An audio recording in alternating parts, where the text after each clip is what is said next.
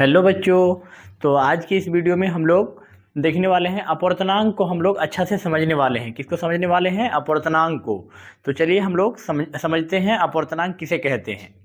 देखिए, तो ये जो है आज हम लोग लेक्चर नंबर 6 पढ़ रहे हैं प्रकाश का परावर्तन चैप्टर का। ठीक है, तो इससे पहले अगर आप नहीं देखे हैं प्रकाश का परावर्तन वाला लेक्चर तो जाके देख सकते हैं, इसी चैनल में प्लेलिस्ट बना हुआ है।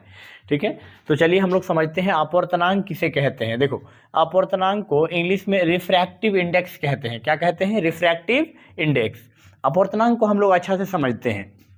देखो, अपवर्तनांक क्या है इसको मैं अच्छा से समझाता हूँ आपको। जो है इस वीडियो देखने के बाद आपको जो है कोई दूसरे जगह पर आपको जो है अपवर्तनांक नहीं समझने की जरूरत पड़ेगा, क्योंकि उतना अच्छा से समझा दूंगा। ठीक है, तो चलिए हम लोग देखिए क्या समझने वाले हैं अपवर्तनांक। देखो, अपवर्तनांक का परिभाषा परीक्षा में पूछा जाता है कि किन्हीं दो माध्यमों के लिए, क्या लिखा हूँ, किन्हीं दो माध्यमों के लिए आपतन कोण की ज्या तथा अपवर्तन कोण की ज्या का अनुपात नियतांक होता है। क्या होता है? नियतांक होता है, जिसे अपवर्तनांक कहते हैं। जिसे क्या कहते हैं? अपवर्तनांक कहते हैं। अब हम लोग एक लाइन वहाँ लिखेंगे, अपवर्तनांक को किससे दिखाते हैं? ये चीज़ लिखे हैं, अपवर्तनांक को म्यू से या एन से सूचित किया जाता है। ठीक है, दोनों से कर सकते हैं, म्यू से भी होता है, एन से भी सूचित किया जा सकता है। ठीक है, देखो उसके बाद लिखे हैं कि अपवर्तनांक के दो प्रकार होते हैं। अपवर्तनांक के कितने प्रकार होते हैं? दो प्रकार। एक होता है निरपेक्ष अपवर्तनांक, एक होता है सापेक्ष अपवर्तनांक। एक क्या होता है?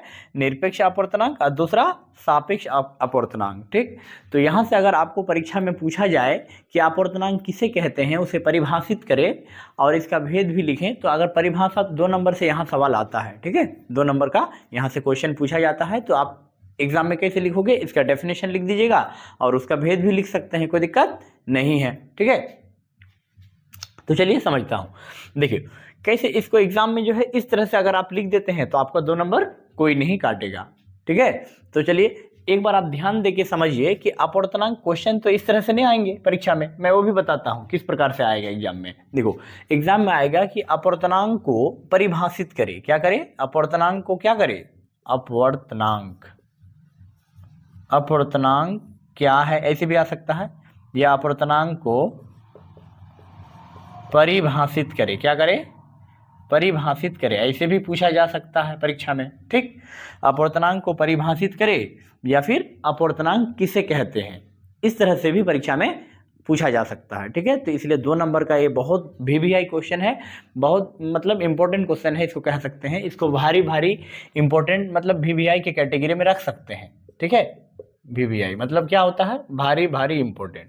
ठीक है, बहुत इंपॉर्टेंट है, तो इसको अच्छा से कॉपी में आप लोग लिख लीजिएगा ताकि कोई प्रकार का आपको दिक्कत नहीं हो, आने वाला एग्जाम टाइम में आपको अच्छा से रिवीजन करने का टाइम में अच्छा लगे। ठीक है, तो चलिए, है ना, उम्मीद करता हूं कि आपको अपवर्तनांक समझ में आ गया होगा। ठीक है, अपवर्तनांक का यहाँ से यहाँ तक परिभाषा याद कर लीजिएगा।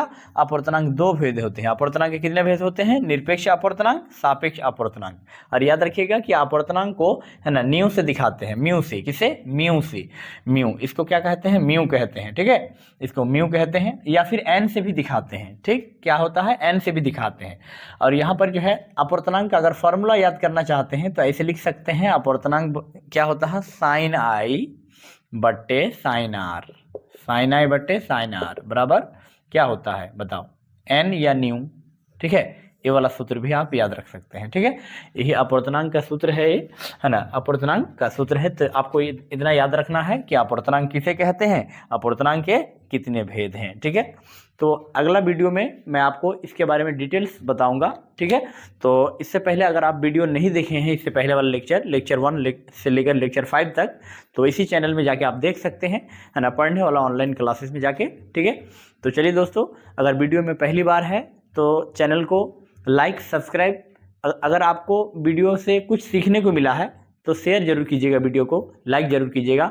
तो चलिए आज का वीडियो यहीं तक रहने देते हैं, फिर अगले वीडियो में मिलते हैं।